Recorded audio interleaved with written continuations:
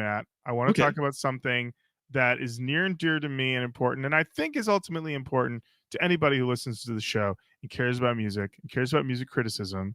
And that is what happened to Yep. Pitchfork.com last week. Crazy.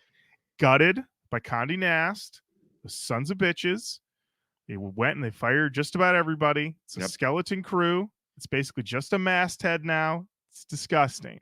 And I've seen a lot of people say those guys were a bunch of elitists. Those guys didn't give respect to blank genre, what have you. But listen, they were out there doing full throated music reviews 5, 6 days a week, 7 days a week, 7 days a week, giving you thoughtful criticism. And if you're someone who cares about actually thinking about the music beyond like the song's good, the song's bad, what is going on, it's important. And Pitchfork was the last bastion. Right now it's slim pickings, as it were. You got Stereo Gum, you Yep. got a few others out there, but it's tough. And I was disheartened by this. The only reason they did it was to break the union. Really? That Yeah. was it? Oh, absolutely. That's the only reason they would do this, is to break the union. They fired the union head back in 2020. There's no reason, because they've already come out and said that of all of the Condé Nast online properties, Vanity Fair, New Yorker, GQ.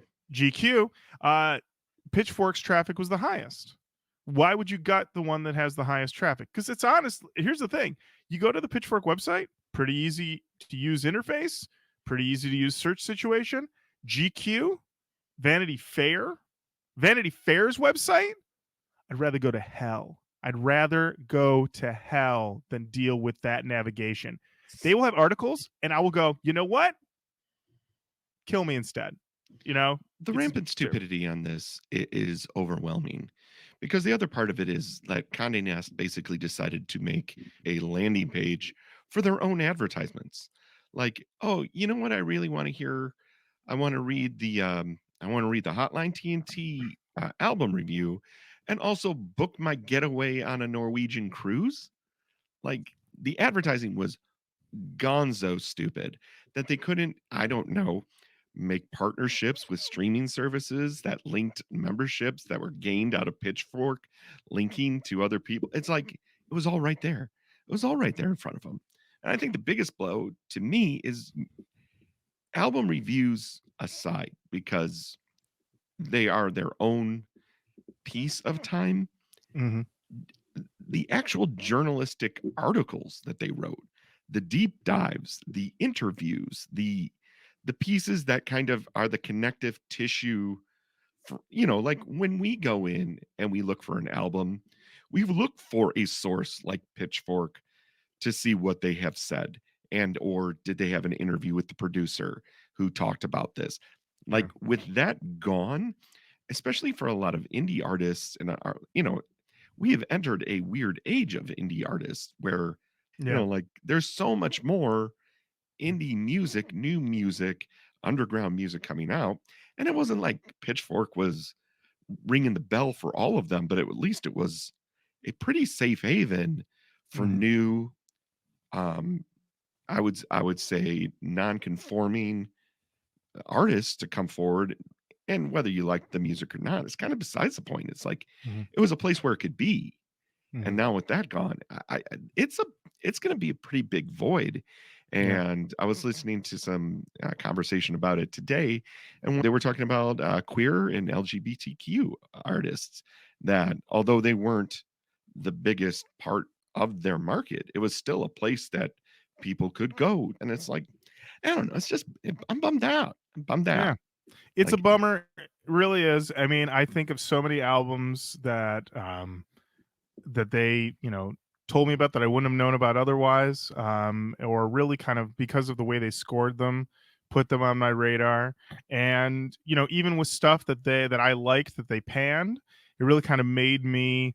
I always think of it as like, if someone attacks something that you love and you can't think of like a good defense of it, like, that's on you, bro, But if they yeah, go after something that you love and you're like, "Oh yeah, I understand what that is." It's kind of that thing of a lot of the time when we hear about certain critiques of stuff we do on here and we're like, "Guys, it's a feature, not a bug." You know what I mean? Like, right. these are the things Yeah. you want.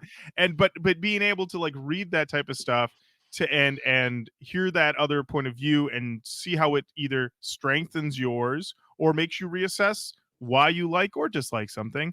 That's what it's all about. Expanding the mind. That's where I wanted to go back to, Matt. The mind expansion. It's all what it's all about. And if you don't have the writing, you don't have the journalism, you don't have the work being put in by these people, Right. you got nothing. So Well, then you've got hearsay, and you've got conspiracy. You've got or you just got opinion. An opinion is great, but it isn't everything. Right. Yeah. Yeah. Like, or you also I mean, I didn't know we were going to go heady and full in on journalism, but it's like, it's just another resource. It's just another place that isn't going to be there anymore. Yeah. And it isn't like Rolling Stone is doing like, oh, let's talk about parquet courts for the last 10 years. You know, like that's not happening. Well, not the that other thing, anybody's begging for that piece, but like no one needs that. Rolling Stone also has removed star ratings from their reviews.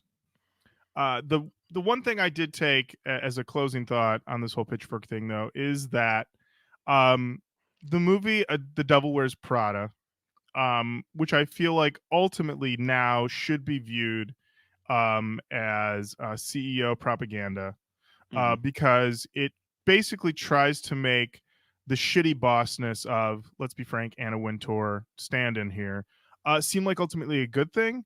And it was never a good thing. It was always a bad thing. And based on everything that I've learned about this situation, how Anna Wintour handled it, I think that Anna Wintour is a shithead and should just go away. I just put it out there. Honestly, may have contributed nothing of quality based off of all this, and really might just be a bad person. There you go. All righty. That's what am I supposed to do with that? Nothing, Matt. I'm just ranting, baby. I'm just ranting. Okay. Roach Coach Podcast. Hot all day. Every day. There's the Roach Coach Podcast. All day.